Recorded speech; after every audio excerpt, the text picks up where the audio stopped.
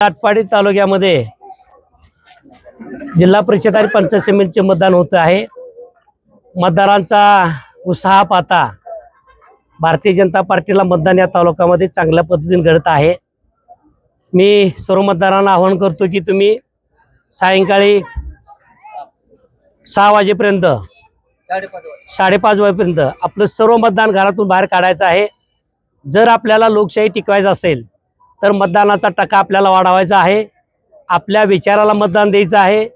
मतदान द्यायचं आहे ते फक्त विकास कामाला आणि आपल्या तालुक्याला कुठं फिरून घेऊन जाणार आहेत या लोकांना, या चांगल्या उमेदवाराला बघून तुम्ही मतदान करावं। भारतीय जनता पार्टी कायम तुमच्या सोबत आहे। तालुक्याचं वातावरण पाहता तालुक्यामध्ये प्रत्येक गावामध्ये भारतीय जनता पार्टीला चांगला प्रतिसाद मिळत आहे आणि भविष्यात चांगला मिळत जाईल। किती जागा येतील तुम्हाला असं वाटतं? मला 4 आणि खालच्या 8 12-0 होतील। आता काही तिळमात्र शंका नाही।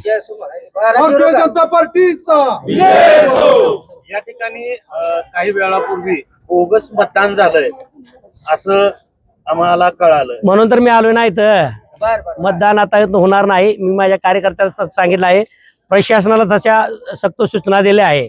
या तालुक्यामध्ये पहिलं बोगस मतदानावर जी दादागिरी करून करत होती ते दादागिरी मतदारांनी मोड काढलेले आहे। भविष्यामध्ये चांगल्या पद्धतीने मतदान घडेल आणि भारतीय जनता पार्टीचा कार्यकर्ता सक्षम आहे अशी कोण दादागिरी करत असेल तर त्याला त्याच भाषेमध्ये उत्तर दिलं जाईल। आटपाडी नगरपंचायतीच्या निकालाचा प्रभाव जिल्हा परिषदेवर पडलाय असं वाटतंय का? 100% आटपाडीतल्या शून्य मतदारांनी नगरपंचायत भारतीय जनता पार्टीच्या ताब्यामध्ये दिली आणि त्यामुळे हे आता बघताय गावोगावीचा जो लोंढा आहे तो भारतीय जनता पार्टीच्या मागे ताकदीने उभा राहिला आहे। त्यातच या भारतीय जनता पार्टीचा विजय आहे। नगराध्यक्ष तुम्ही सांगा, तुमचं मत सांगा। नक्कीच आता आदरणीय ब्रह्मानंद पडळकर शेटनी जे आता विश्लेषण केलं ते खरं तर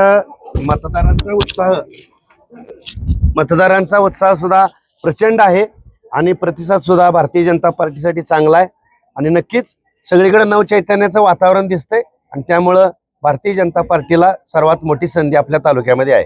बोगस मतदान कोण करते असं तुम्हाला वाटतंय? बोगस मतदान विरोधकांकडून आमच्या कानी आलेल्या माहितीनुसार जी काही बाहेरची लोक आणून काही ठिकाणी जमा केले जात आहेत, बोगस आधार कार्ड निर्मिती 1 तासाच्या तयार होत आहेत आणि ते मतदान घडवून आणलं जातंय।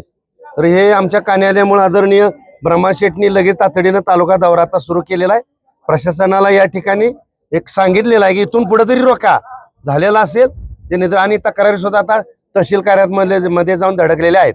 मी आतापर्यंत कुठल्या गावाला भेटी दिली? माझं चाललंय तालुक्यातल्या सर्व गावाला भेटी चालले। दिवसाची सुरुवात आहे, संध्याकाळपर्यंत माझा तालुका कव्हर होईल।